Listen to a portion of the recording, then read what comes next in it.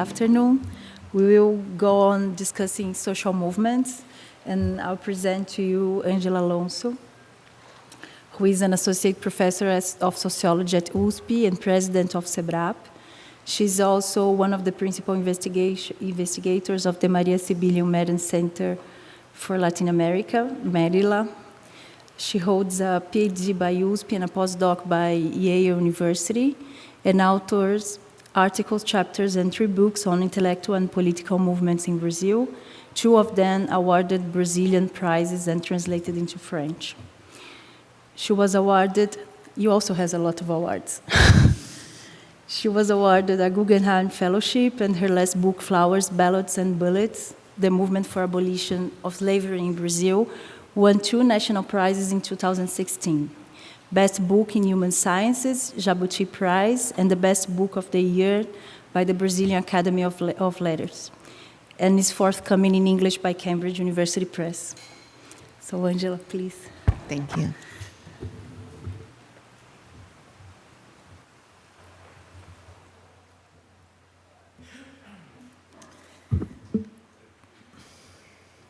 Well, thank you, Martha, for the introduction. Thank you all for being here this afternoon. What I'm going to present to you today is something I'm not know how to call, but I thought that since we are here in a kind of school, I'm going to present a kind of overview of the literature on social movements in the last decades, and in the end, I'm going to present a little bit about my last book on the abolition of slavery in Brazil. So, I'd like to begin by recounting to you an observation of Benedict Anderson from his book, Under 3 Flags, Anarchism and the Anti-Colonial Imagination, which related to the topic I'm going to talk about today. Anderson had gone one day to give a talk, like this one here, but in Philippines, and when he arrived, he saw a poster from a social movement with the words, "Organize without leaders." There must be one like that one here in USP for sure. That slogan spoke of an horizontal model of political mobilization. That is, it negated the basis of the representative system at the heart of modern democracies. The poster formed part of a global network of movements against the nation state and political parties. Many movements of this type have popped up in recent decades, and both the movements themselves and their analysts emphasize 2 things: that they are innovative in the way they do politics, and that they deny the relationship to the state. These are also 2 dimensions of the debate on social movements: the relationship between the state and the movements, and that between innovation and routine, or to put it in another way, between conjuncture and history. I'll examine those 2 dimensions, but first I will present the 2 major approaches on the subject in the field of political sociology, and I will give different names for them than the names they use to call themselves. I'll call one normative, and I'll call the other relational. Then I will argue for the superiority of the second, showing how it sheds light on this case I just studied, the movement for the abolition of slavery in Brazil. So let's begin with this theoretical debate. The term social movement is common today, but it only spread in sociology in the 1970s. Until then, in speaking of politics, the focus was on revolutions. But the topic lost popularity because revolutions, as we know, are rare, and the working class did not carry out its long-awaited revolution. Also, the 1960s brought a wave of protests, movements for civil rights, the end of war in Vietnam, leftist movements in Latin America, student movements, May of 1608, and so on and so forth. So all of those movements were neither worker-led movements, nor did aim to do a revolution. It was then, at this point, with this kind of empirical phenomena in motion, that the notion of social movement took shape. The term stuck because it is defined by exclusion.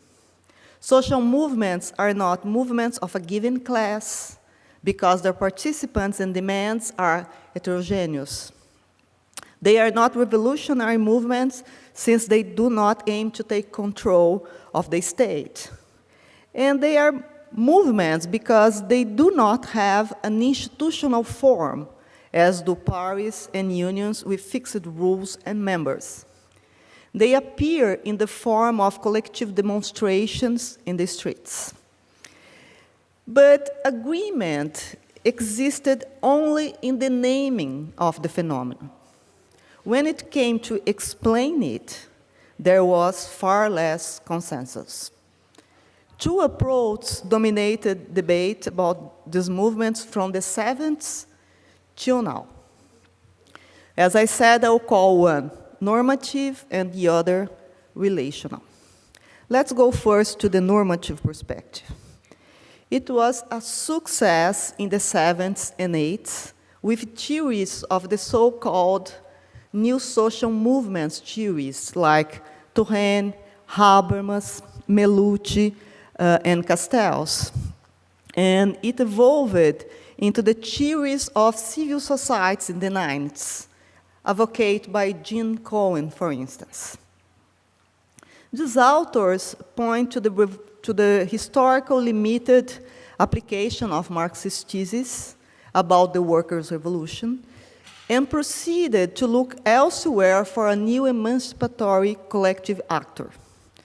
The engine of industrial societies, they say, was factory work, from which emerged class movements. Thank you. But post-industrial or information society, as Melucci called it, would have movements emerging from the world of the quotidian life and related to minority identities and lifestyles. So the examples they always quote are feminism, environmentalism, ethnic movements, things in that direction. So these new social movements would succeed the labor movement. They would be collective actors advancing emancipatory projects, advocating new ways of life, and agents of a new type of revolution, the one that would take place in the everyday lives, in the realm of moral and customs. In this reading, such movements would be the social pole of innovation in social life. They would produce humanistic values. They state, in counterpart, I hope we're on. They state, in counterpoint, would obey the logic of interests. So we have values and interests in opposite fields. And for this reason, the scholarship line abandoned the state itself and as an object of study, as the revolution studies did before. The title of a German scholar article from the 70s summarizes, I think, the position. Turning the back on the state and far from the parliament. That would be how those movements should be seen. As I mentioned, the movements, empirically, the movements understood were restricted to those whose agendas were considered emancipatory. So in Europe, feminism, environmentalism, pacifism, basically. And in the United States, one would add for sure the movement for civil rights. The theory made a splash here in Brazil since the labor movement, and I say Brazil, but I could say Latin America in general, here the labor movement was strong in the 70s and in the 80s. So scholars embraced this theoretical agenda and the concepts it was bringing as collective identities, but had to change the emancipatory actor they were looking at. So instead of new movements, they talked about popular movements without defining it. Or as did Eder Sader here, they look for the novelty in another place. So in his book, he talks about of a new unionism. So you kept the idea, but you change it in order to explain another context. So the focus on innovation was capped, and it brought problems, since reality always finds a way to undermine theory, as you certainly know. So instead of spreading new ways of life, emancipatory movements, the same that were called emancipatory in the 70s, in the 80s, they became bureaucratized. They came to be NGOs, for instance, in the 80s and in the 90s. While others became parties, as was the case of the German environmentalist movement. Leaders of social movements even became heads of state. Think about, for instance, Mandela and Lex Walesa. So the disappointment led the practitioners of the normative approach to diagnostics about the cooptation of movements by the system, considering that the logic of interests was overcoming the values. But the normative perspective was quickly re-energized with a shift. Rather than viewing social movements themselves as actors, it came to focus instead on the public sphere, a social space which would be the realm of the civil society and work as the locus of emancipation and of political innovation. So you move from an actor to a space. But what is civil society? In their 92 huge book, in the both sense, because it's a kind of Bible, no? Civil Society and Political Theories, Cohen and Arato provide a long theoretical exegesis of the concept before arriving at a definition by exclusion. Civil society is not the state, because it does not seek political power, nor it is the market, since it is not guided by economic logic, and nor it is the intimate sphere. It does not operate by affect. It is a social space free of constraints, a locus of autonomy, and of the invention of projects of well-being. So this theory kept the same positivation of non-state actors as the new social movements theory, and continued to ignore the state itself, regarded as a space governed by interest in exactly the same way. So in the 90s, this research agenda came to Latin America with a huge impact. The decade saw a decrease in the number of studies about movements, since they were seen as being co-opted by the state and or by the system, as they would say. And the works started to focus on forum, public meetings, councils, participative arenas, and actors in civil society that would spread during the decade.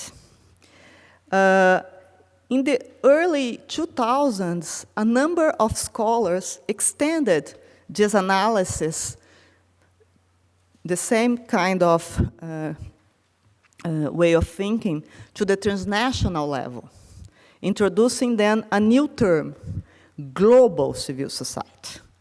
It referred to horizontal networks between national civil societies with would pressure multilateral bodies and advanced, again, emancipatory agendas.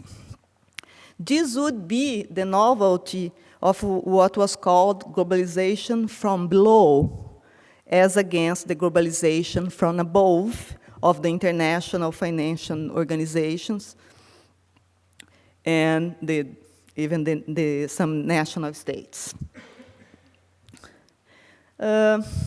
Hence, the emergence of counter-summit mobilizations, such as the Global Forum in Porto Alegre and the protests in Seattle and Davos, they were read in these directions. So, new technologies would have permitted fraternal, non-hierarchical connections between activists on a planetary scale around the new emancipatory agenda. Then would use a term to summarize that, global justice, which is, as you know, a term that the activists themselves use to talk about what they are doing.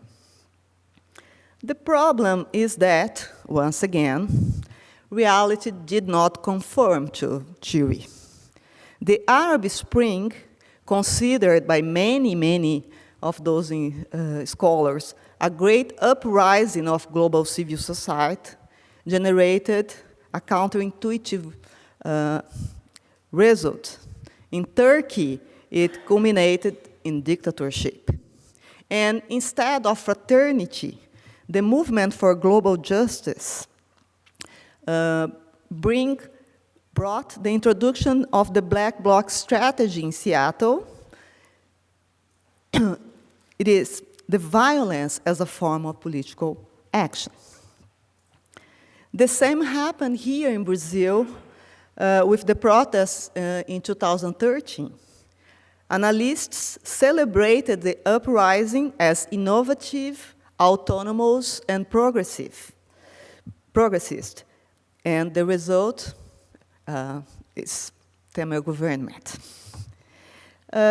These examples, of course, I'm kind of making a caricature of this theory, but I think this brief account shows 4 major limitations of the normative perspective I'd like to call your attention to. The first is its idealized vision of the object, which the title of Castell's most recent book makes explicit: networks of outrage and hope. More than explanations of activism, scholars of this interpretative approach look for subjects capable of changing the world. So we are talking this morning about how scholars relate to their subjects. So here we have this kind of mix of scholars and activists. So the second problem I see is a selection bias. Religious, conservative, and non-emancipatory groups are not considered. For example, Islamism, despite of being a transnational network organized by social actors, has never been seen as part of this global civil society. The third problem is the emphasis on innovation. Such studies always seek a pole of social innovation in a sort of a revival of the theory of the vanguard. Every time phenomena occur, like the Arab Spring or the protests here in 2013, there emerges what I would call a Lula syndrome, conceiving of the events as something never before seen in the history of this country. However, anyone who studies history is vaccinated against that syndrome.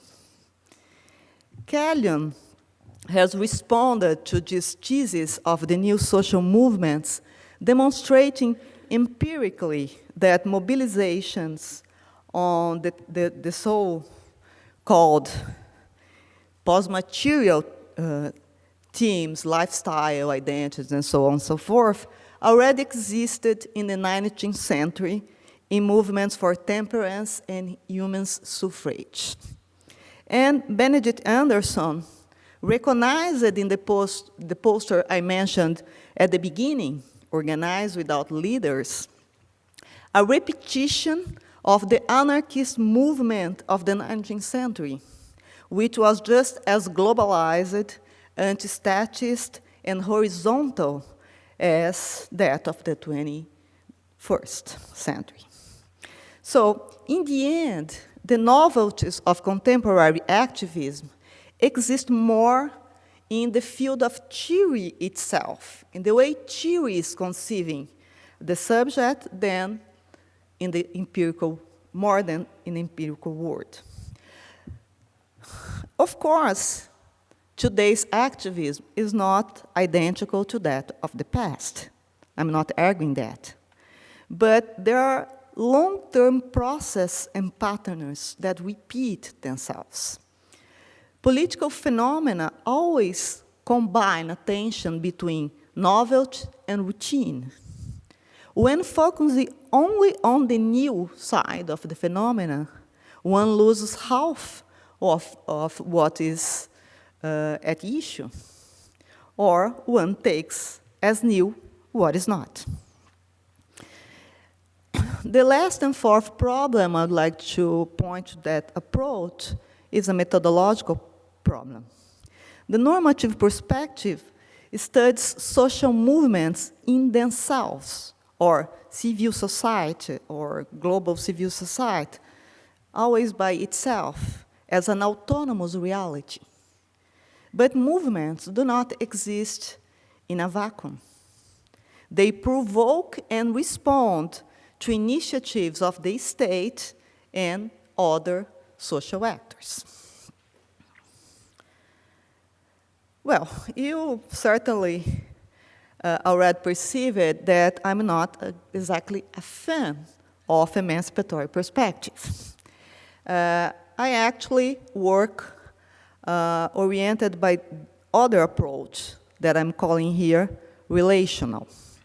And I'm going to tell you a little about that approach now, and then I will discuss how I apply it for my case here in Brazil, and try to summarize what I think make it better than the other one to explain empirical subjects. So this perspective that I'm calling relational also emerged in the 1970s. And it also changed its name in the next decades. It was born as the theory of political process, and in the 90s it became the contentious politics theory. Charles Tully and Sidney Terrell are its main names. The term process that came in the first name of the theory indicates that it related to a theory of political mobilization in which time is a relevant factor. This approach considers the long term and provides a historical, structural explanation of the emergence of social movements. The concentration of capital in cities, or the process of industrialization and urbanization, occurred hand in hand with the centralization of political power, the formation of nation-states. These two processes created the two great foci of power in Western societies, beginning in the late 19th century. One is the social power of capitalists, which Marx pointed out, but the other is the political power of the state, the Weberian contribution of the state as the monopoly of violence. So the concentration of capital and the centralization of power provoked a nationalization also of the forms of claim-making. The discontent could direct their claims at those two targets: social authorities, like capitalists, and political authorities, the government and the parliament. Claim makers could seek the most efficient forms of action to address each one. In doing so, they invented strikes, which prejudiced the capitalists, and street demonstrations, which pressured the government, with the great number of people in the streets indicating the capacity to impact elections. In this theory, social movements as such would not be considered actors themselves, but forms of collective action invented in order to pressure political institutions on the part of those outside of them. A parliamentary way of doing politics. As you can see here, Chile identifies three features of this form of politics: a campaign of pressure in the form of repeated public protests, the use of a common repertoire of contention or similar strategies, and the involvement of a large number of people who persist mobilized even when facing adversity, above all the kinds of adversity, repression. This understanding of a movement as a form of action avoids the normative perspective bias in the selection of empirical objects. What defines movements here is this extra-parliamentary position of the discontent, independent of their claims or goals. So, for instance, fascists also can make social movements in this perspective. And the distinction between state and society is also abandoned. Actors move between government and opposition. Because of this, Chile prefers to speak of power holders, those who have control or access to means of government, and in the other side, the challengers, the claim makers who seek to influence government but are outside of it.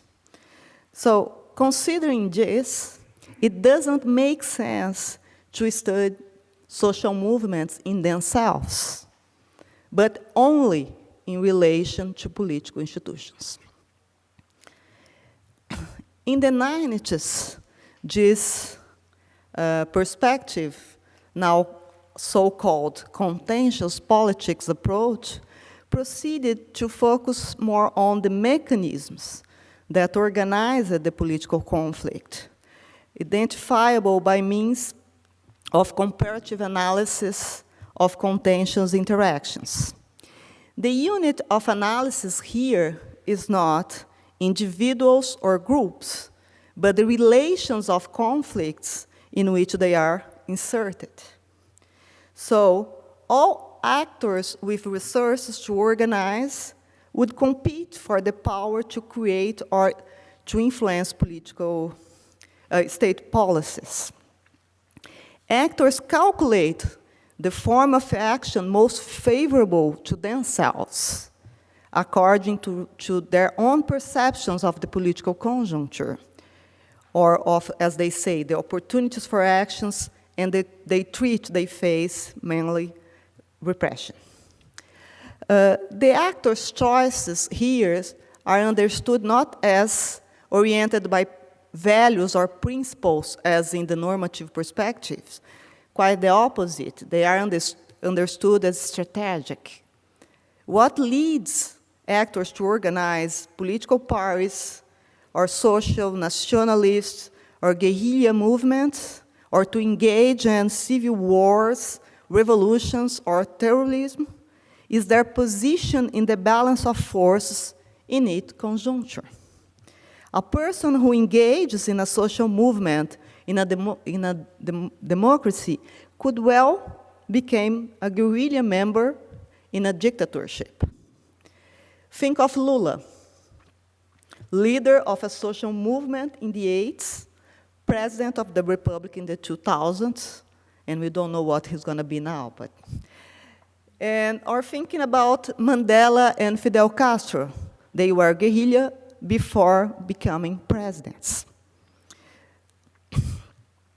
Social movements would be the strategy more suitable to countries under democratization or democracies under political crisis. That is, when the coalition in control of the state is not able to deliver on the demands of the population that it pretends to represent, or when it is divided internally.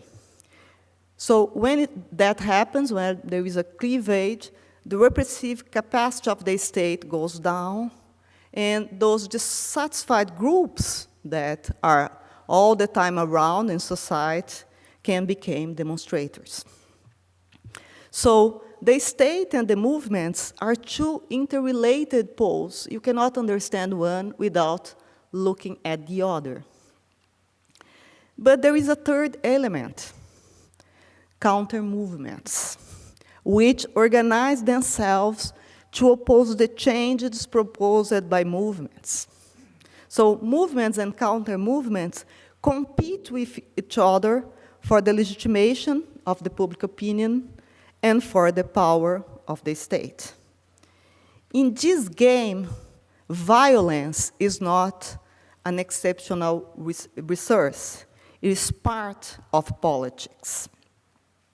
The state, as in Weber, has the monopoly of legitimate violence.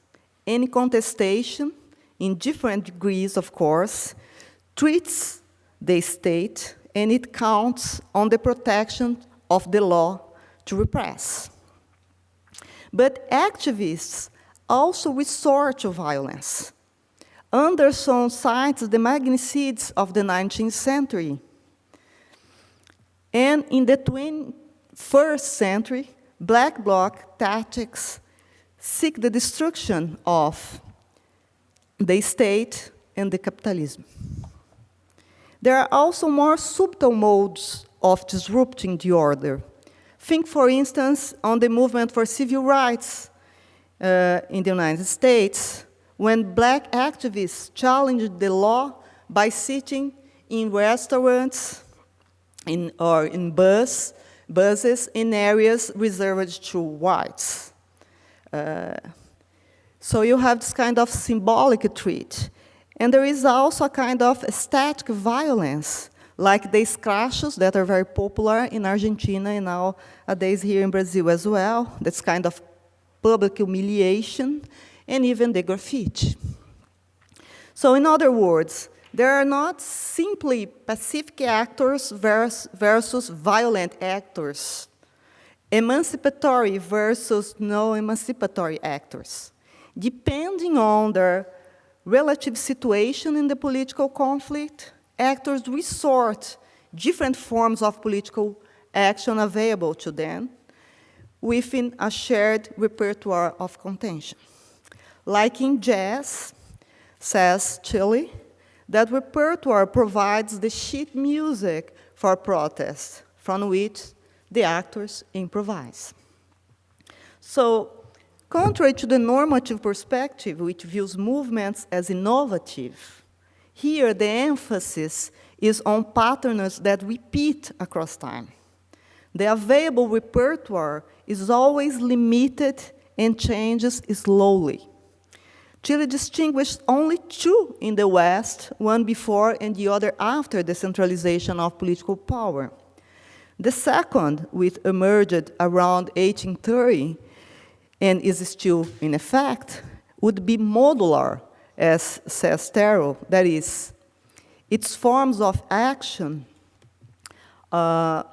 rallies, strikes, assemblies, march, sit-ins, they are the same for different actors, places, and subjects. The actors give them special sense. So the repertoire does not exist in itself. Actors keep it alive and use it while using it in their performances.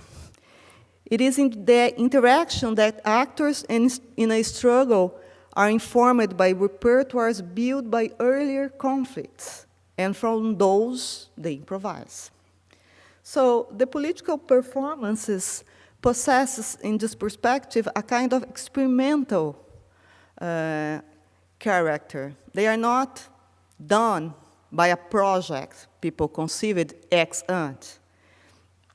And this improvisation appears with more energy in cycles of protest, when contention spreads across several social sectors and pushes new actors, subjects, and expressive forms into the public arena, as we saw here in 2013.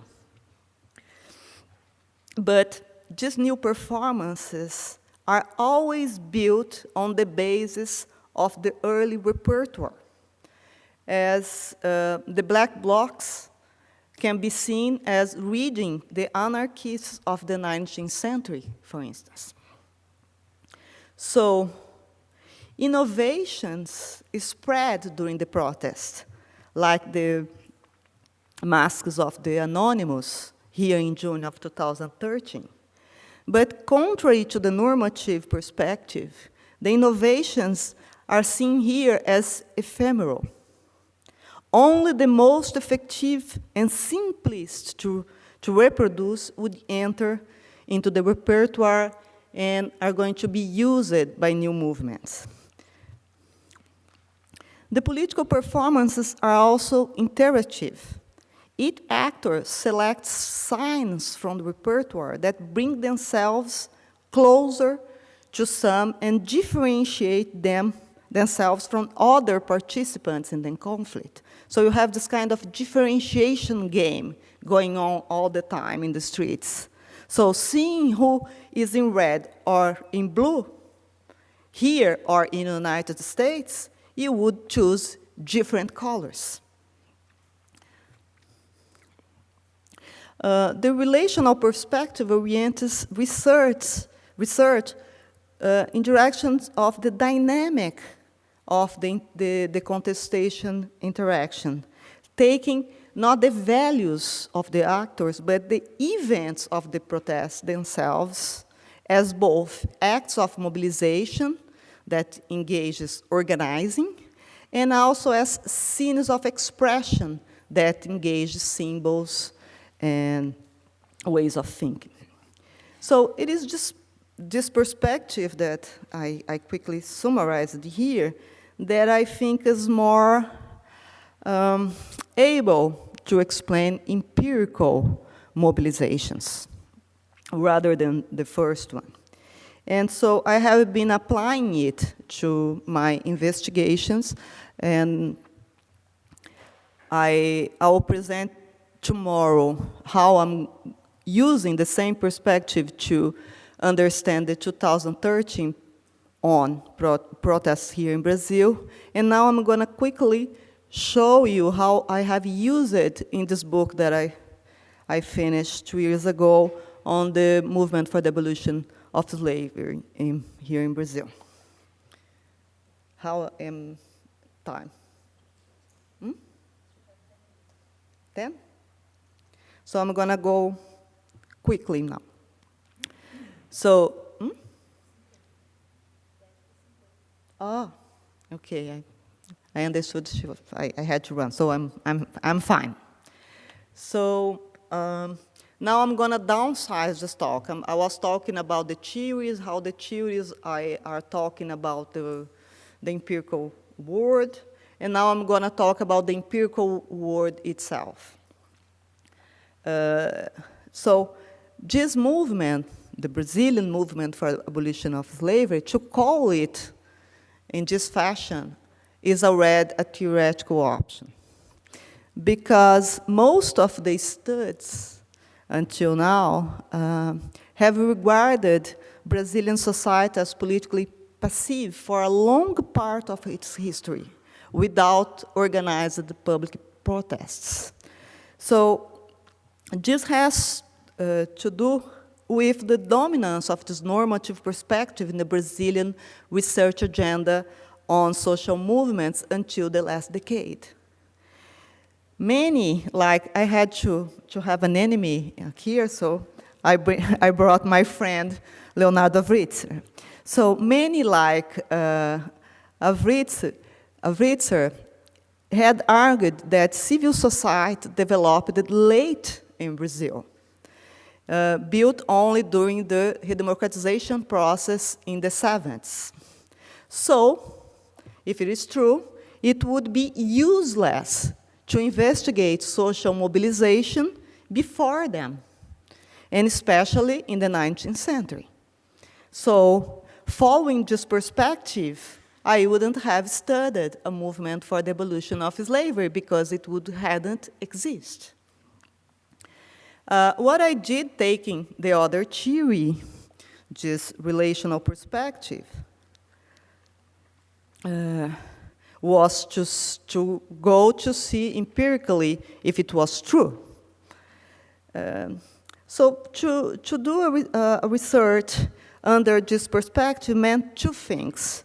First, to examine political process around the abolition inside and outside political institutions at the same time. And rather than focusing on one actor, the abolitionists, to study, I went to see how which interaction I could find among abolitionists, pro-slavery counter-movement, supposing that it existed, and the government. So this relational approach led me to make 4 methodological decisions. First, instead of separating debates in political institutions from underground activities and demonstrations in public arena, and regarding them as independent spheres, as the Brazilian literature has been done, I looked at their connections. I consider that actors shift between arenas depending on the balance of power, on the opportunities or threats they have. Second, by considering a social movement from a relational perspective, I abandoned the idea that it could be a single actor with a solid identity that pre-exists action. Rather, I took the social movement as a network of interactions between individuals, events, and organizations that were built during the conflict and in continuous rearrangement. It means constantly negotiating leaders, adversaries, and even goals, so without a principle that organized the whole action. Third, a social movement only exists here when facing an adversary. So it is in this struggle with pro-slavery defenders that this very heterogeneous network came to present itself as an abolitionist movement. So my focus here is on this central polarization between abolitionists and anti-abolitionists, and how the state worked as a mediator of this conflict. Fourth, my main source, rather than actors' discourses, as the normative perspective would advise me to do, was events of mobilization reported in newspapers. So my data set has, I'm 2,000, no, I'm terrible with those numbers, 2,214 events, you can see here, distributed across 246 cities in the country over 2 decades. So with this data, I identified contentious interactions between movement, counter-movement, and authorities, and the repertoire of strategies mobilized by actors with them. So this mobilization size sustained my thesis that the abolitionism was the first national social movement in Brazil, and that it had a key impact in the abolition process. So to explain it, I also followed this relational perspective, focusing on 2 dimensions: the incorporation of the repertoires available at that time, and the balance of power, movement, counter-movement, state. So as for the foreign experience, scholarship on abolition has not been paying too much attention on that in Brazil, no, but it forgot that Brazil is part of a long cycle of abolitions, starting within England. And with travels, books, newspapers, Brazilians at that time knew about those experiences. And they exchanged that experience on a global scale. So Anderson talked about that for the anarchists, and Keck and Sickenke, here you can see you again. They also consider one of their chapters is precisely about the abolitionist movement in United States and Britain. And so beyond those cases, I could see that the Brazilians were connected with activists in Britain, United States, but also with some other countries. Those strategies, rhetorics, and strategies circulated at that time thanks to new technologies. The telegraph were almost the similar of internet nowadays, and helped to produce this boomerang effect, as they called. So when facing a state that was close to their agenda, abolitionists would seek allies outside the nation state, which could then help them to pressure the state to adopt the reform. So when mobilizing against slavery, Brazilians relied on these abolitionist movements that already existed in those 2 ways. They used the global abolitionist network to produce this boomerang effect.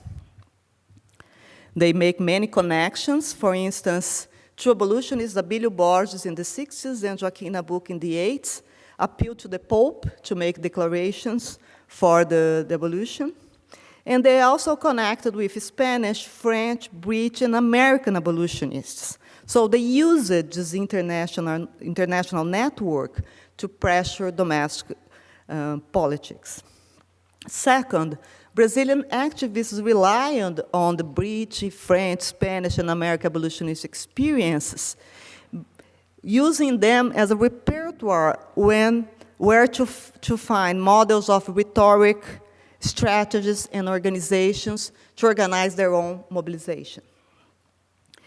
This operation was not simple. They had to adapt those experiences to make them fit to the national political tradition in Brazil. So that happened with the strategies. So Brazilians look at the British and American movements, and they were inspired by the Quakers. They used the Quakers' church to make their events there.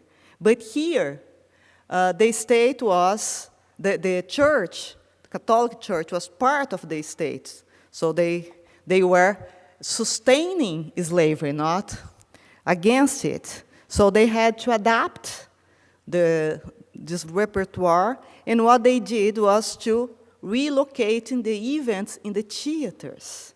So as the result, the Brazilian propaganda adapt something that was done and invented something else, adding an artistic element. So adaptation, the same kind of adaptation, I'm not going into details, but it also worked in the same way in the discourse they were making. So I'm not putting discourse aside here. I'm also considering them.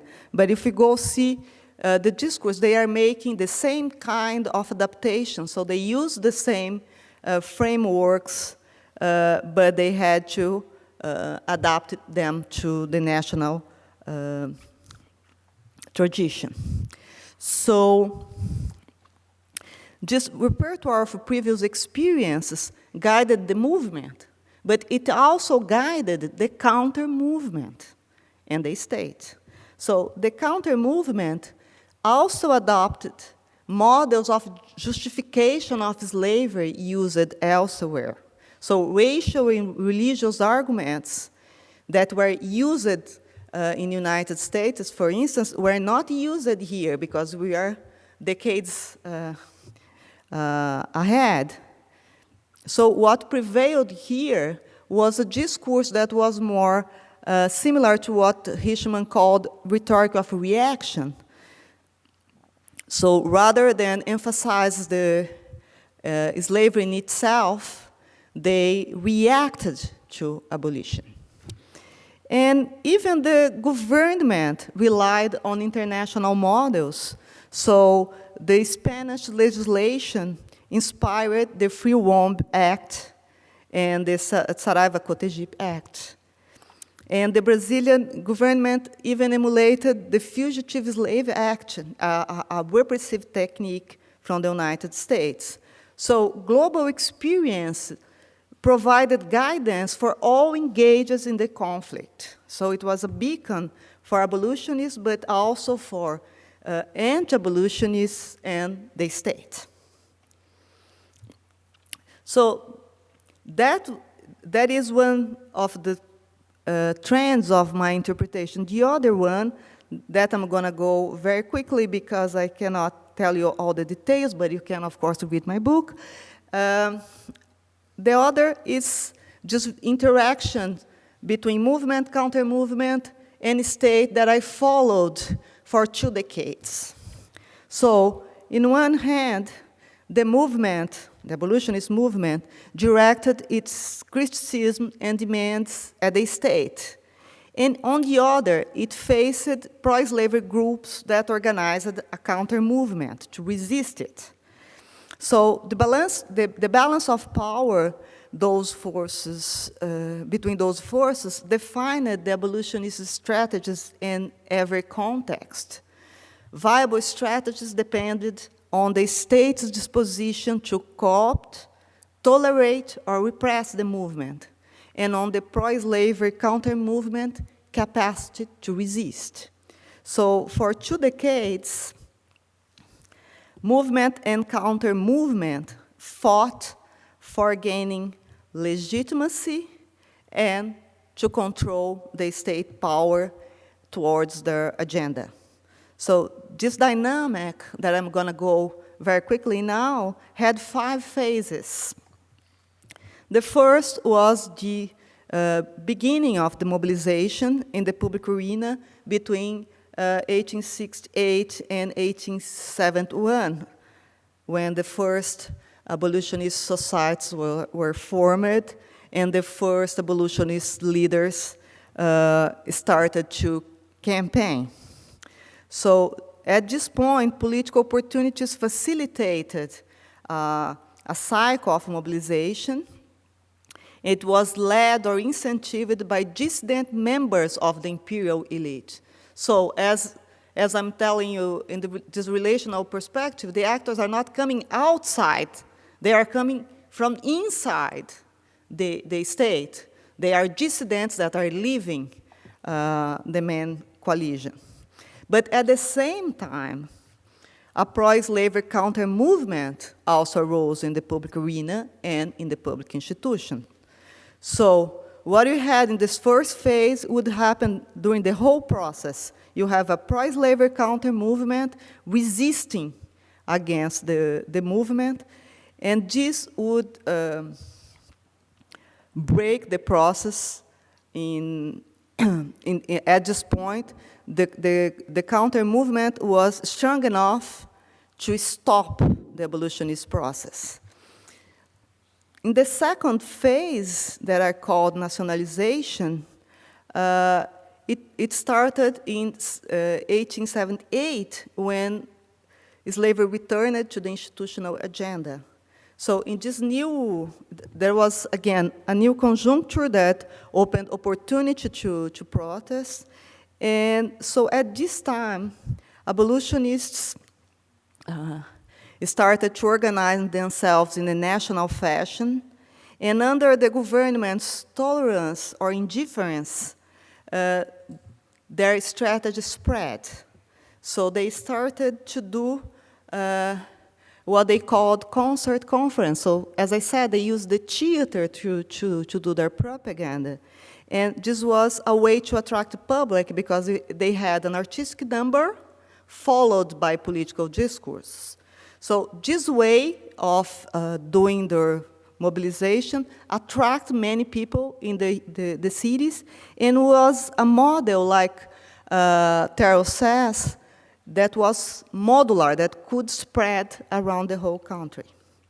So the movement grew, and it started to do what they call the Free Soil campaign, also inspired in the North American model. And they pressured so much, I cannot count the whole crisis here, but it produced a crisis in the political system when they declared abolition in one of the provinces of the empire. So the political system then finally answered their claiming with a government that allied with the movement, and so presented a project of abolition that, as you see there, was not just to free the slaves, but also to provide them some rights and land. At this point, they went to the elections together, and they launched many candidacies around the country, but the counter-movement reacted, and they lost elections by the ways that you used to have elections in the 19th century, but they lost the elections, and a government that represented the counter-movement came to the government. So you had this shift in the political conjuncture from an alliance between government and movement to an alliance between counter-movement and government. What happened at this point is that the government repressed the movement. As I told you before, under repression, movements cannot stay with public demonstrations in the streets, so they changed arena. Rather than doing that, they started to do civil disobedience, repeating here an underground railroad strategy that was used before in the United States. So when things were very serious, when the state was collapsing in its capacity of repressed protests, there was a kind of agreement among many sectors of elite. So it comes what Chile, Terrell, and McAdam calls the certification process. So social elites, the judiciary, the Catholic Church, all the actors that were against or indifferent to abolition came publicly stand up for abolition in a short deadline. So this is the end of the process because it decided the process for the abolition, but with a kind of negotiation that was not exactly as the movement would like to have it. So what happened is that their demand was approved, abolition without compensation to slave owners, but it came unaccompanied by any other reforms or rights as they had been asked. So, acabou? So how was a mobilization of such size possible across 2 decades? I think 3 elements of these movements facilitated its geographical expansion and its continuity: networks of activism, modular strategies, and political brokers. So, without counting on the religious network, as in the United States and Britain, Brazilians relied on 3 other ways of supporting activism: personal, professional, and political networks. Some of them were synchronics, and others were intergenerational, because we had 20 years of campaign going on here. So those networks brought together abolitionists of different backgrounds in terms of social position, region of origin, career, and access to political system. And this also facilitated, the difference among them, facilitated the division of labor with different styles of activism used simultaneously in different settings. These styles of activism, concert, conference, judicial strategies, free territories, runways, many things that I did not present to you, but were modular strategies, you should believe me. They had a kind of script, very general script, that was a formula easy to reproduce, that each faction of the movement, each part of this huge network could appropriate and use as a kind of what I'm calling a portable activism. It means something that was a mix of standardization of how to do it, but also was flexible enough to ensure that actors could give their own meanings and also to diffuse the statics that was enabled the campaign to nationalize it. And so networks of activism and circulation of these portable strategies, they both worked together because of the brokers. So some activists, especially André Rebouças, they worked as political articulators, circulating between factions and arenas, facilitating the diffusion of rhetoric and strategies. They were decisive key elements to produce a minimal internal cohesion of this polycentric network that allow us to, and allow them to present themselves as a social movement. So, I hope, although I talked about just theories in the beginning and about the case later, I hope you had realized how inspired I was by this relational approach while doing this research.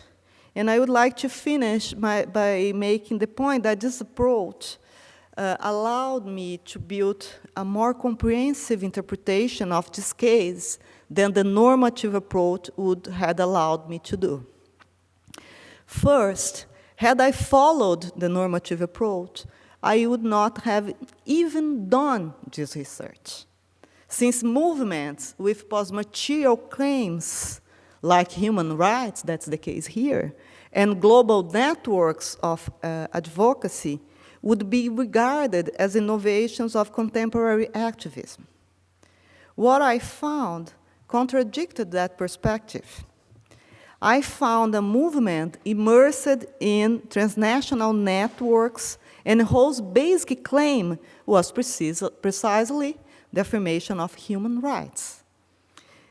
The movement had a design based on networks of activism that, according to normative approach, could only exist now. However, abolitionists created local, national, and transnational networks, linking arenas, factions, and generations during the campaign. Another dimension, often considered as a 21st century specificity, I don't know this word, but you understood me. So already exists in the 19th century, the cosmopolitan activists.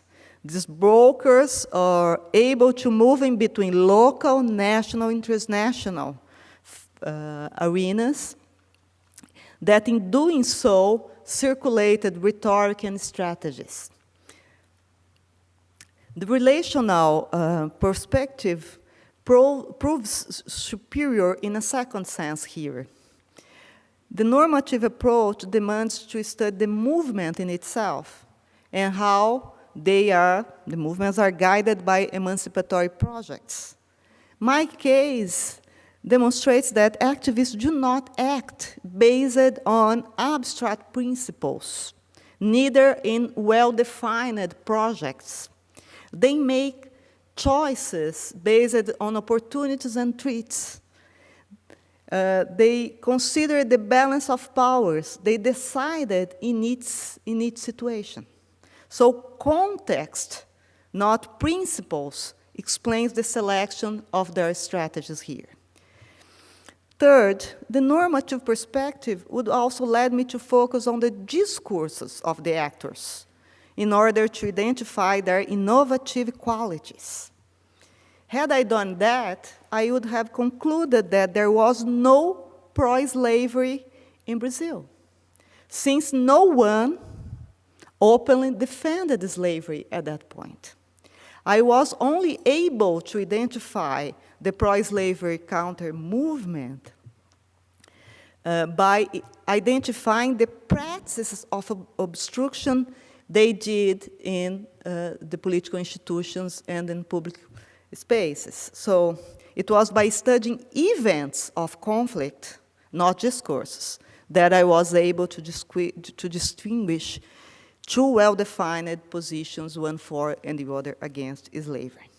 And to finish, that I had been talking much more than I intended to, I would like to highlight that the decision to rely on the contentious politics theory rather than in the other one allowed me to question this widespread thesis about the political apathy of Brazilian society.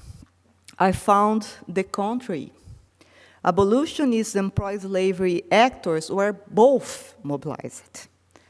So the option for this perspective here, and with its focus on the long run, I think also shows the historical reasons why the Brazilian conflict around inequality are still open nowadays. There is the reason that a polarization, movement, counter-movement, for and against reforms, sounds absolutely contemporary for us today. Thank you.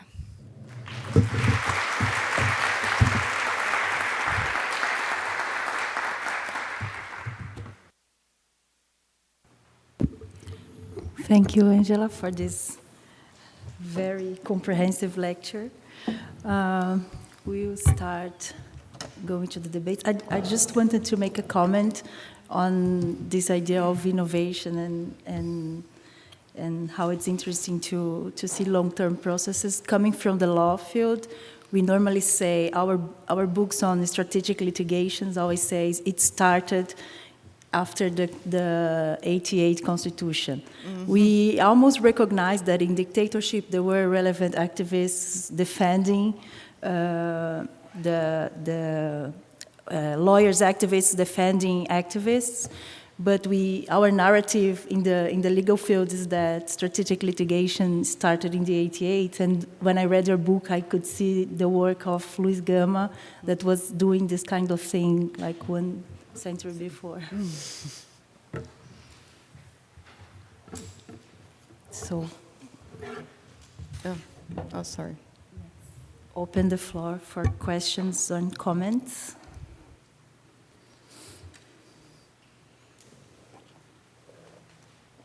Não tem ninguém para carregar para você? Ok.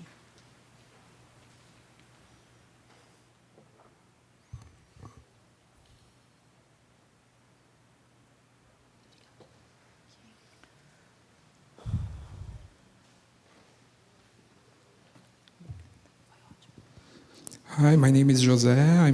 I work at the Ceará State University, and I was wondering if this approach for the abolition movement allowed you to make any conclusion on the fact that the abolition in Brazil was so... we had to wait till the end of the 19th century to have the abolition institutionalized.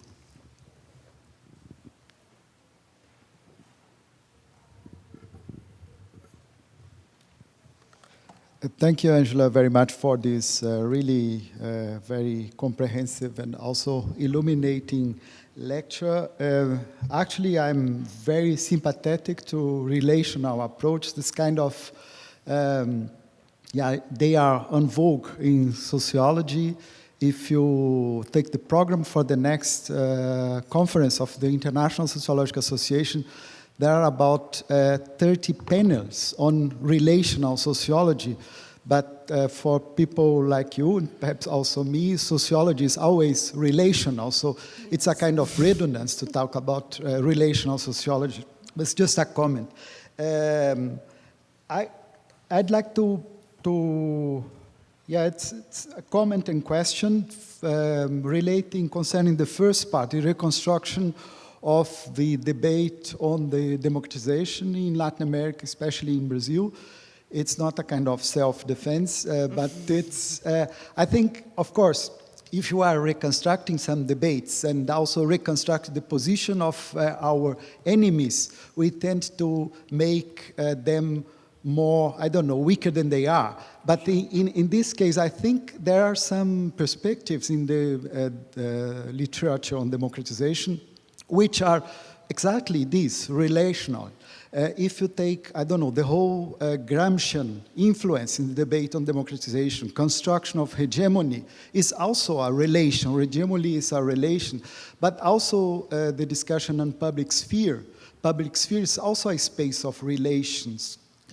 I agree very much with you. There is some tendency to take civil society only from a normative perspective, but even in the debate of civil society, you have some kind of relational approach also there.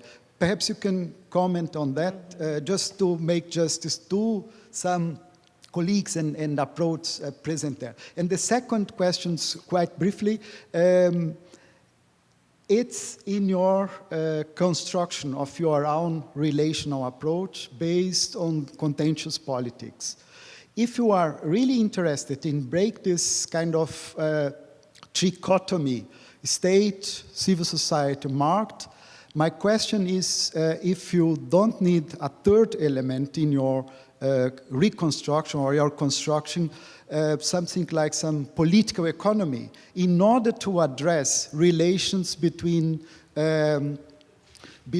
capitalism and actors or contexts. Because you have a very powerful matrix to understand state and political system, but you don't have a matrix to understand capitalism. If you take even some contemporary movements, Occupy movement, also Liga Campesina, they are not addressing states, they are addressing global capitalism. So approach like, I don't know, David Harvey or other political economic approach could be an interesting complement to your relational approach.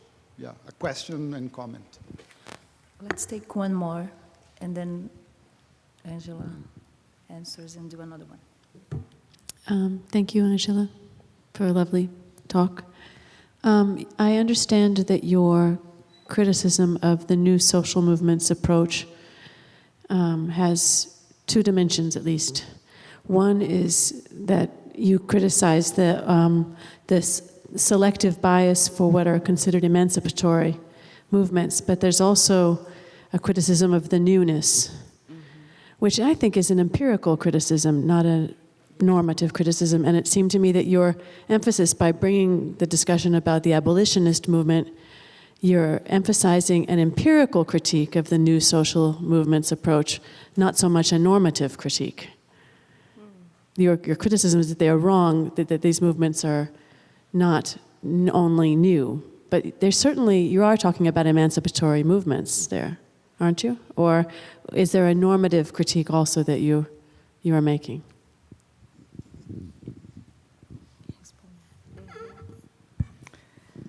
Well, thank you for the questions. I will do the opposite of Mimi this morning. I'll go in the order. So why was the abolition so late? So because there was a strong pro-slavery counter movement. That's to make it short.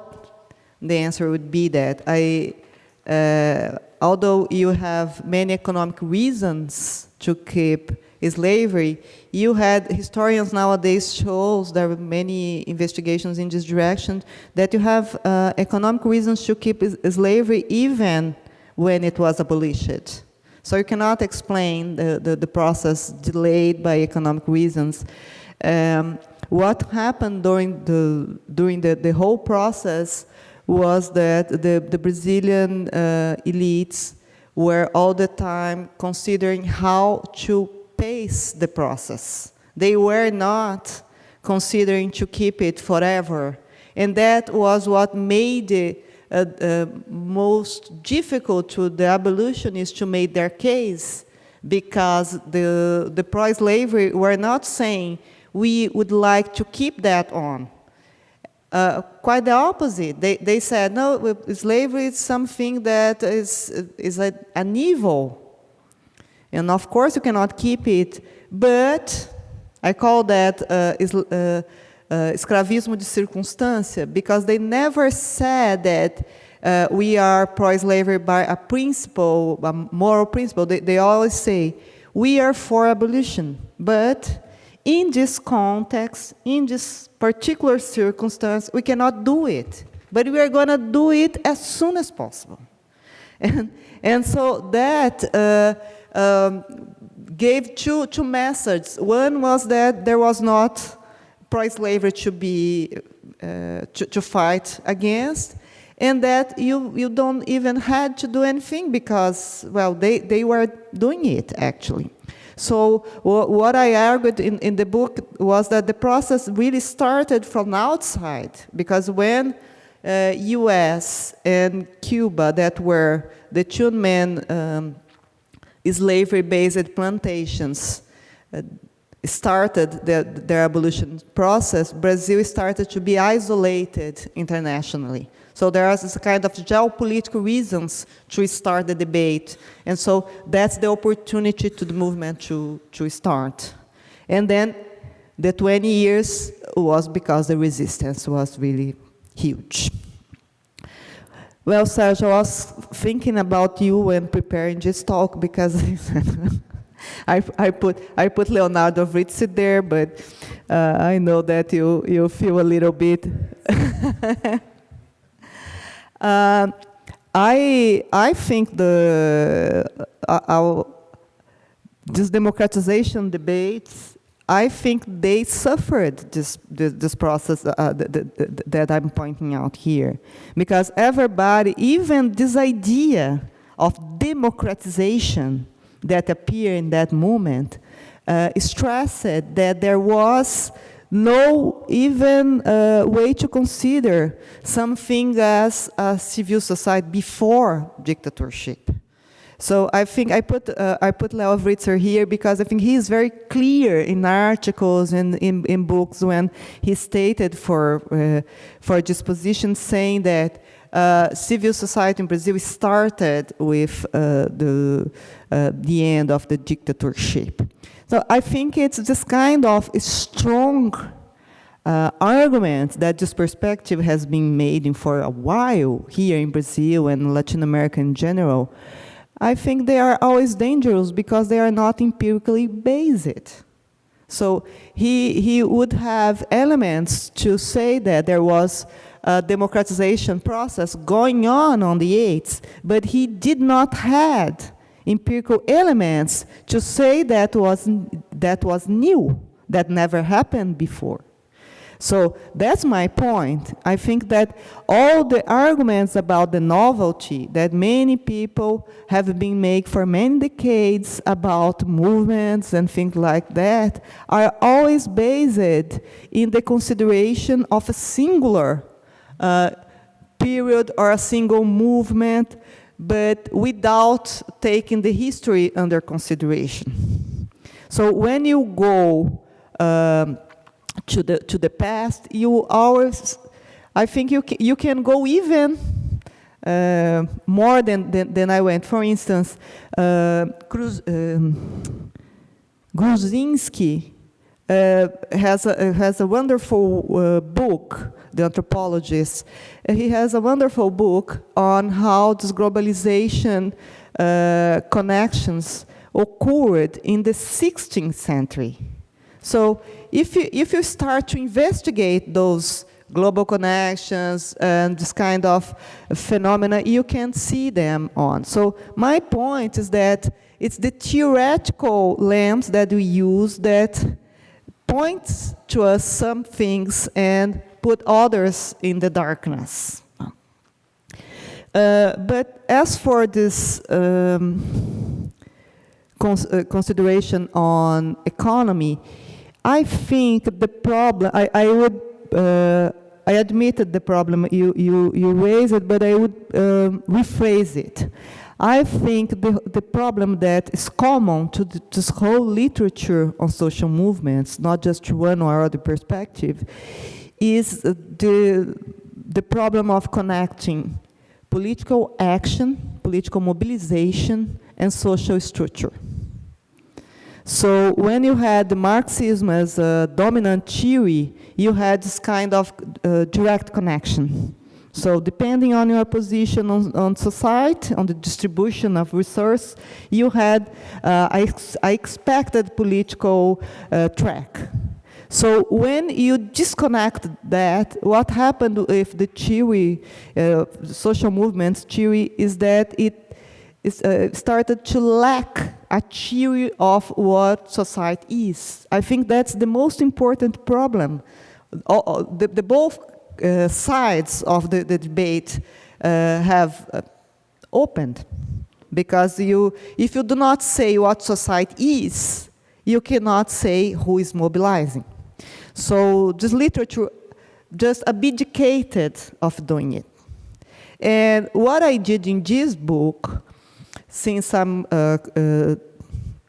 talking about the 19th century society, is that I defined what society is, because I could more easily say that this was an aristocratic society based on slavery. It's not a complex society as nowadays society, so I could solve that problem easily. Now that I'm studying the protests nowadays in Brazil, that's the main problem that is in my mind. So I totally agree with you, but I don't have a real answer. And Rebecca, that's a challenging question. I don't think it's, I would say emancipatory emancipatory movement for two reasons. One, because I don't think, although they called abolition emancipation, at this point, is exactly that work. I don't think they were an emancipatory movement, but a human rights movement. And the other reason is that because they were very elitist. Most of the abolitionists, they were not, as we can consider nowadays, that they were, for instance, for equality. They were not. Even the black abolitionists, they were not talking about an equal society in all terms. They were talking about freedom and to save people from this kind of barbarous institution, but not to give them the same rights. For instance, they do not consider, most of the abolitionists did not consider that the ex-slaves would be citizens exactly like themselves, you know?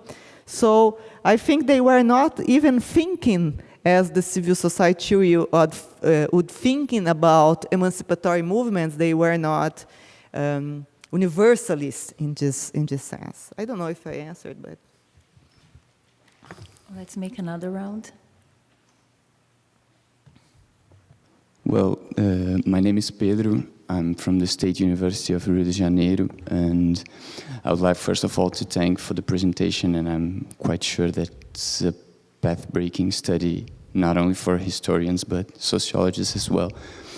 And I would like to pose two questions or concerns that arose when I was listening, and one is quite connected with what Sergio just said, raising the Gramsci question, that perhaps an emphasis or an overemphasis in superseding values with strategic interaction or goals, in certain sense, interest, would leave us in a false dichotomy, because we wouldn't have clues to understand why people actually want the world to be different from what it is. And so what they actually move for is like an Olsonian trap, because if we don't attribute that values or ethical concerns about what the world is actually impact on how people mobilize,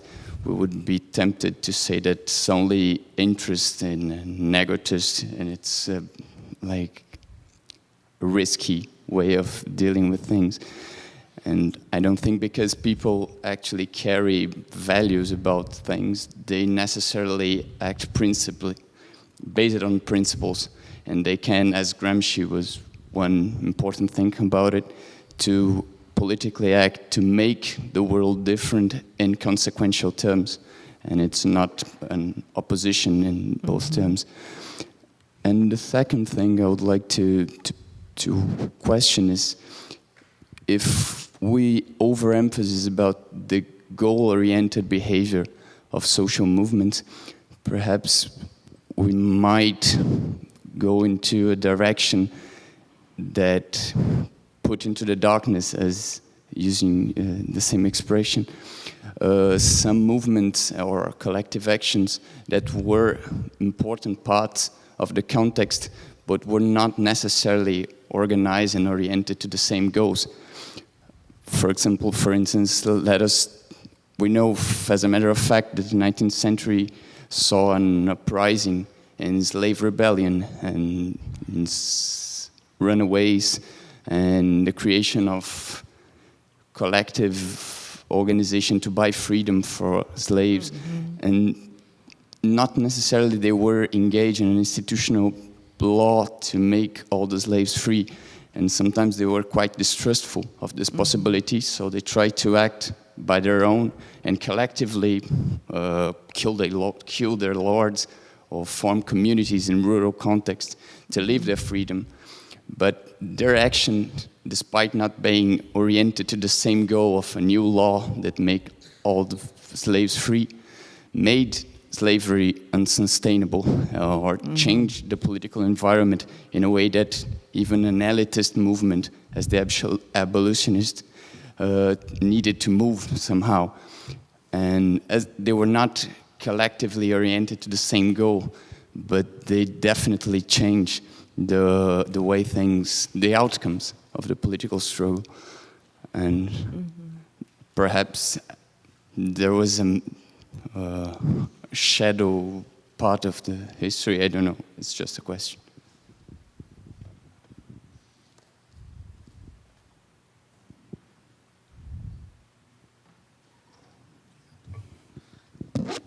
Hi, Angela. Thanks so much for the presentation.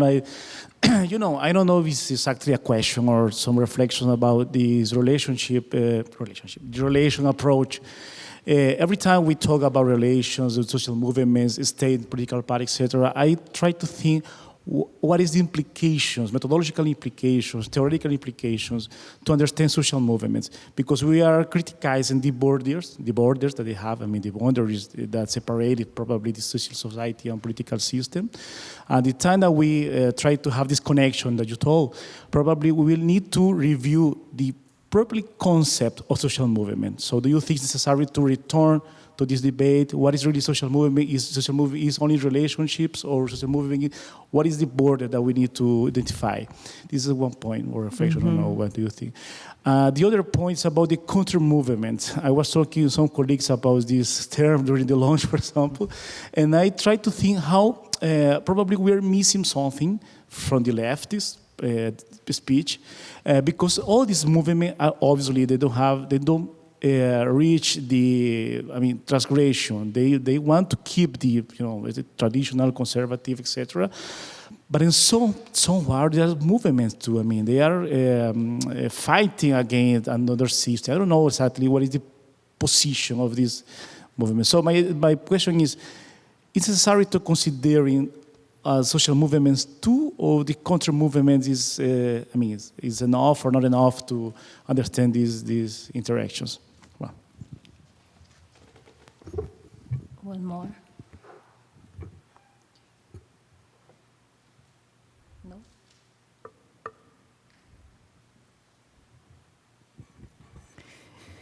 Okay, so Pedro, you raised two important problems. Let me try to specify a little better what I'm calling values, to make it just opposition values and strategy. First, of course, when characterizing the enemy, the perspective you're not going to adopt, you kind of mischaracterize it a little bit, because otherwise you have to go in many details and in many nuances that all the analysts do to defend themselves against those criticisms. Of course, all the people writing this literature, they are intelligent enough to think about those criticisms and to try to protect themselves of them. So in a way, to put these things as a kind of skeleton is the only way to really present the problems. Otherwise, you are going to, being enrolado, as we say in Portuguese. But I think this point on values is a very important one, because it has connection with the relativist approach as well, because when you talk about values or ideologies or world visions and Gramscian perspective, you are talking about systems of belief. So you have a theoretical departing point that those things are organized among themselves in a way that they make a system of explanation. They make sense by themselves. And so they are applied to the world, but they have a kind of rationality, right? So that's the way, for instance, Marx and Weber considered. They said, well, if you have a kind of ideology, you act in a way, or if you have a system of values, you adopt you are Protestant, you act in the other way. So you consider that as systems. When you are working on based on relational or interactionist or Goffmanian perspective, that something that I'm doing here, you are not considered that people receive packets of knowledge when they are born, and that they used those packets to orient themselves through life.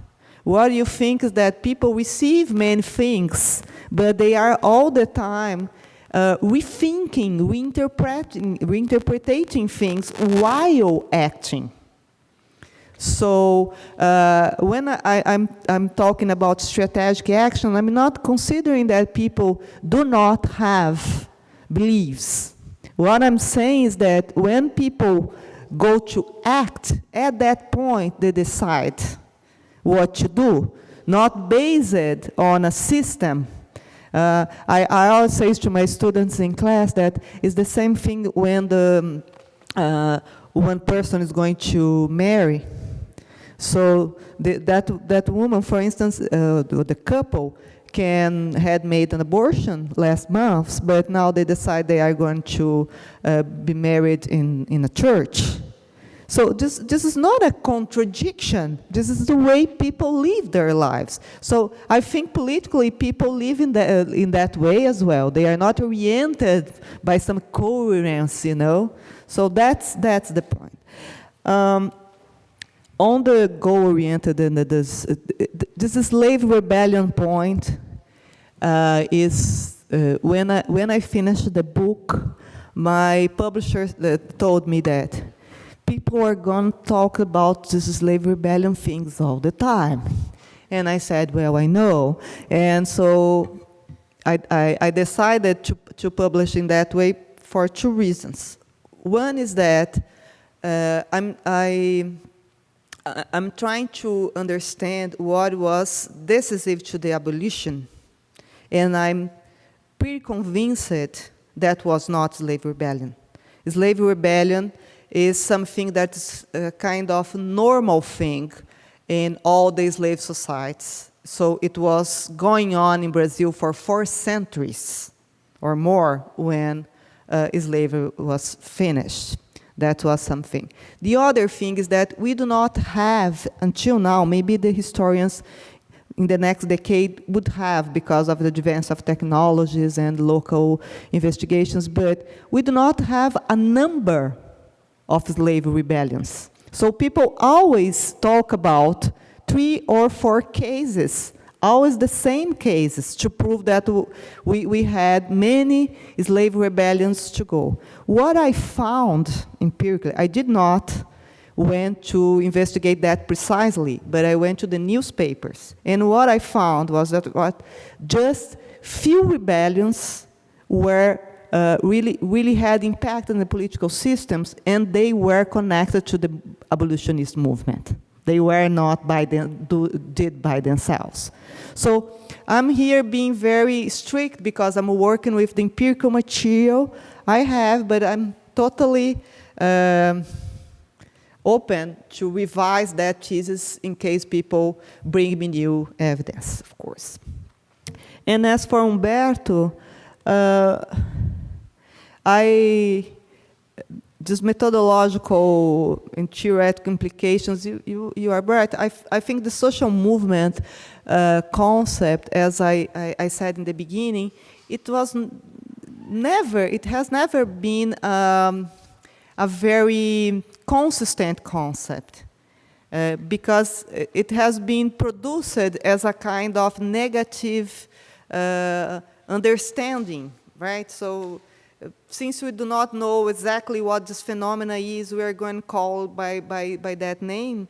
And part of the problems, the conflicts between those two theories, they happen because they are actually defining the different things with the same name. So I think the concept is not exactly the same. When the new social movements, as I pointed out before, new social movements are talking about actors when they talk about social movements.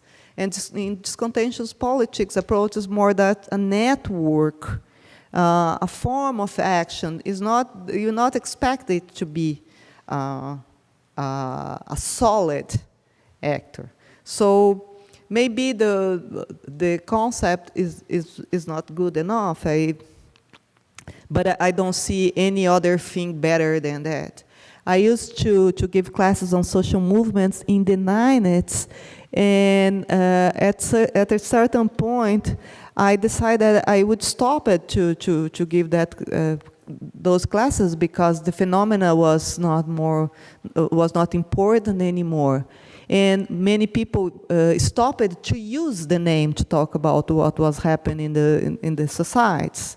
And what I think that, to me, this is still important as a social movement, is the fact that in the last decade, when many people came back to the street, this literature came back as well.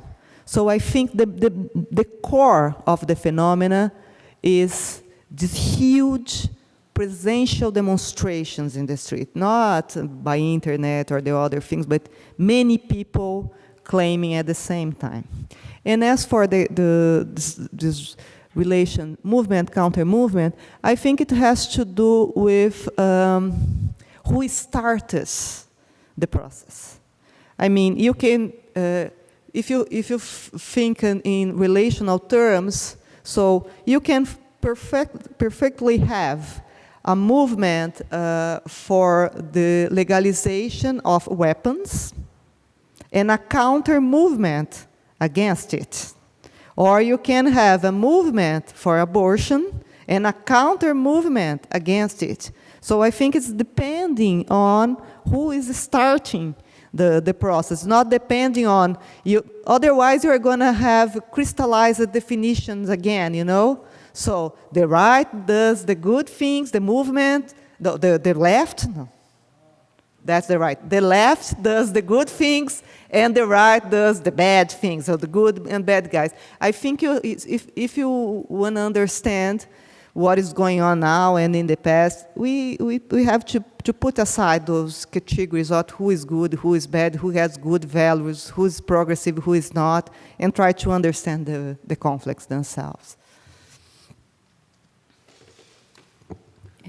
Any questions? Okay. We still have time. Okay. We have two. Eu fiquei falando porque achei que não tinha mais ninguém. Tá bem. Então, 10 minutos.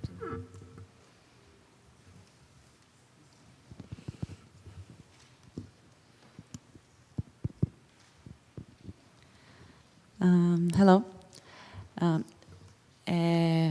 You just said, my name is Cristiana. I'm from Universidade Federal de São Paulo. And you just said you don't consider social movement if you don't have some presence of people claiming on streets. But nowadays we have a changing in the speciality, because this dynamic of space is changing in our minds, and because of internet and social medias. So I know it's new that we have this, web activism, but how can we measure this? If it is really a social movement, because it is a space. It's not a space on the street, but it's a social space, it's a public space, and that has other rules and another dynamic. But how can we measure this from now to beyond?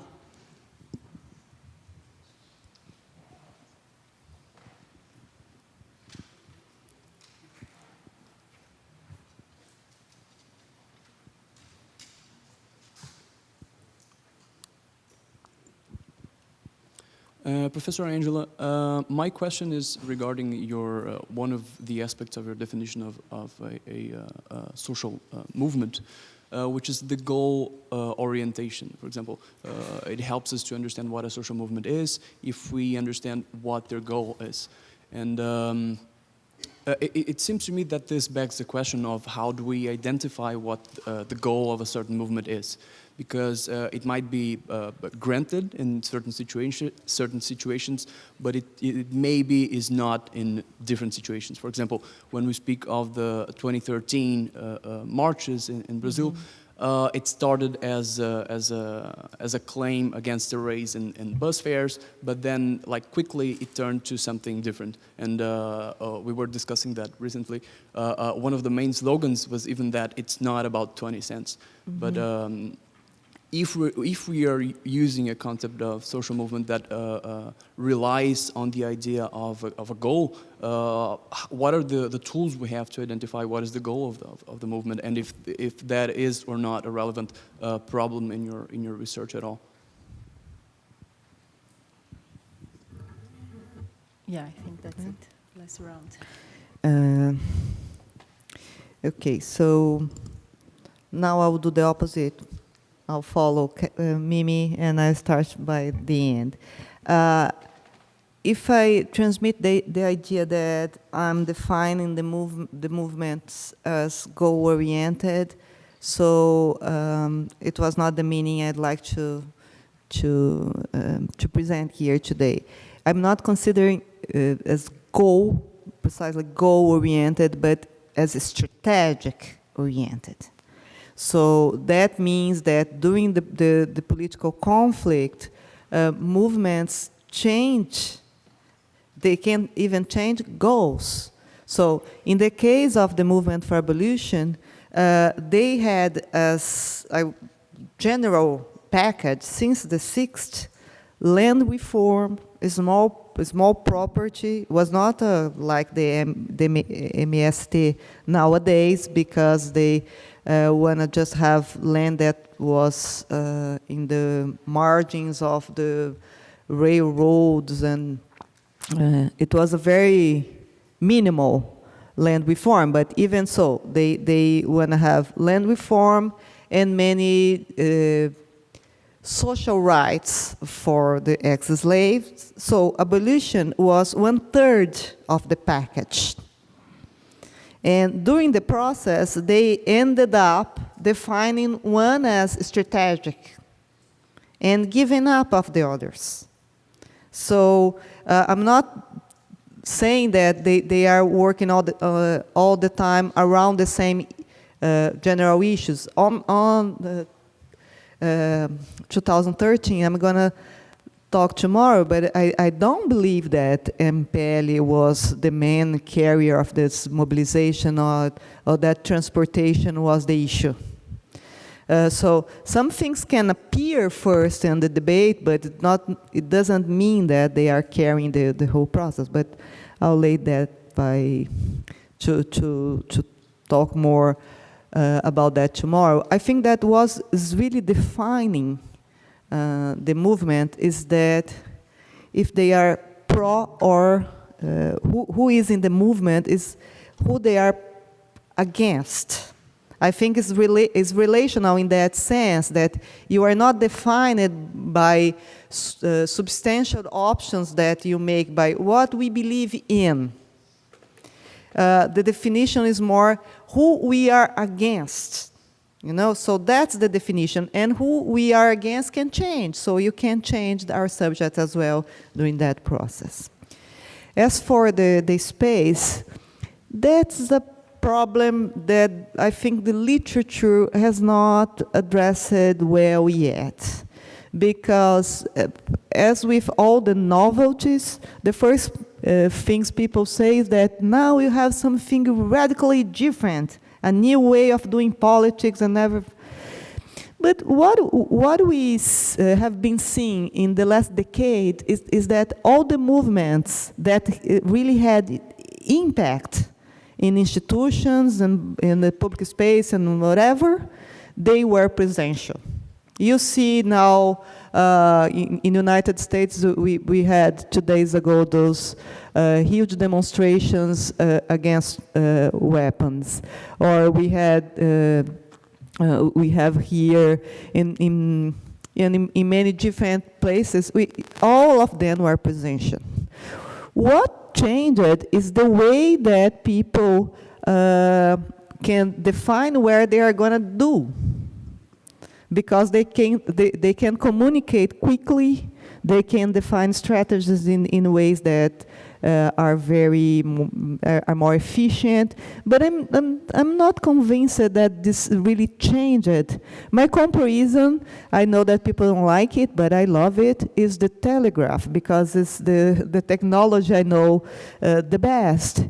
What happened here in this abolitionist movement, for instance, with the telegraph? The telegraph was working just in the main capitals. When it went to the north part of the country, mobilization quickly spread in that direction. So the technology facilitated that, but activists, the mobilization just really happened. We've had success, like in Cebrap, when activists went themselves. So the technology prepared it, but it was a presential articulation that made things to really happen. So I'm a little skeptical about what the new technologies can make, but I think it's I never really studied that issue, so I cannot say for sure, but that's my point of view. Thank you, Angela. Now I invite you all to a coffee break. It will be served upstairs in the cafeteria, and I also have to say that the next session will start punctually at 4:30 because we really have to leave the building at 6. So see you then.